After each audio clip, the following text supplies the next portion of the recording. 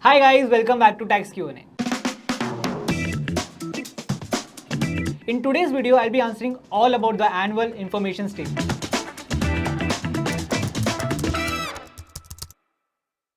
Let's get started.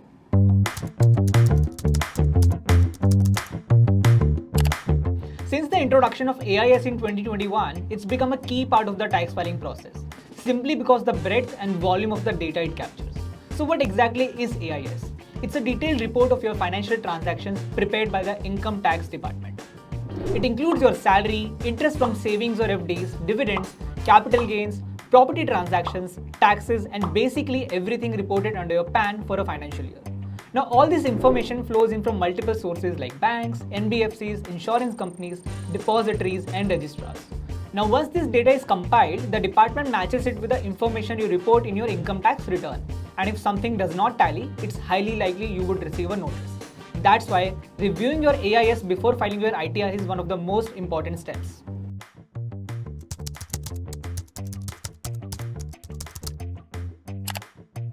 Okay, the AIS is divided into two parts, Part A and Part B.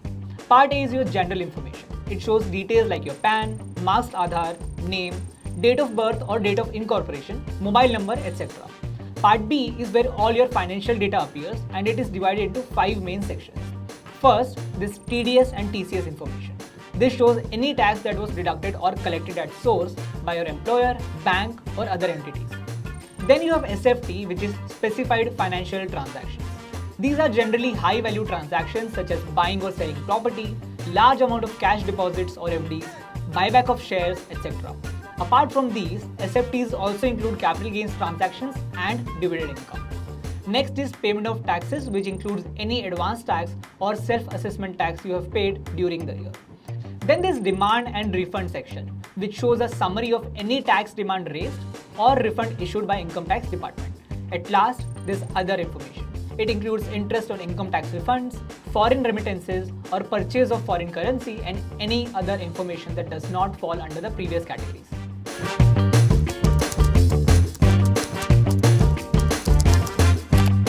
A lot of people ask this, and the simplest way to put is AIS is an extended version of Form 26AS. See, Form 26AS covers details about TDS on your income and TCS on high value purchases, while AIS goes much further and gives you a complete view of your financial activities throughout the year. Most importantly, AIS is interactive. It lets you submit feedback if any detail looks incorrect, unlike Form 26AS, which does not allow that. AIS also comes with a summary view called TIS, the Taxpayer Information Summary, which combines data from different sources and shows what's being considered for tax.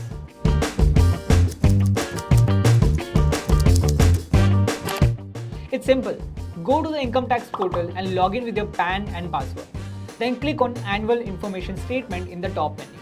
Hit Proceed and you will get redirected to the AIS portal. Click on the AIS tile, choose the relevant financial year and download the PDF version. Now see, the file will be password protected. To open it, you will need to enter your PAN in lowercase, followed by your date of birth in the DD, MM, YY, YY format without any space.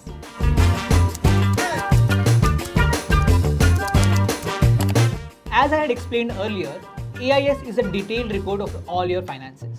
By detail, I mean going into transaction level data. TIS or Taxpayer Information Summary, on the other hand, is a high-level summary of the AIS.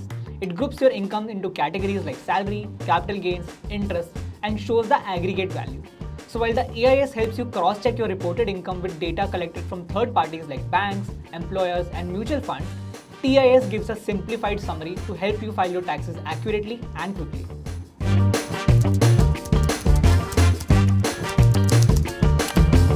Actually, not always.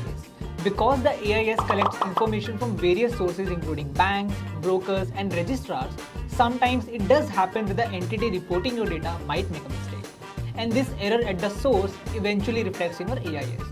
That's why many taxpayers face mismatch issues like incorrect capital gains, duplicate fixed deposit interest, full property value being reported for all the joint owners, or even missing TDS entries.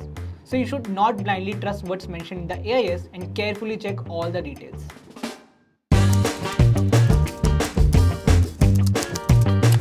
If you find an error in your AIS, you can request correction by submitting AIS feedback on the income tax portal. To do this, log into the portal, head to the AIS section and select the relevant financial year. You will see a list of all reported transactions after that. So just find the one with discrepancy and click on the button under feedback column. Choose the response that best fits your case. Once submitted, the portal will show both the original value and the modified value based on your feedback. You will also get an email and SMS confirmation plus an acknowledgement receipt you can download. You should also keep supporting documents like bank statements, sale agreements, or TDS certificates in case the ITD asks for clarification later.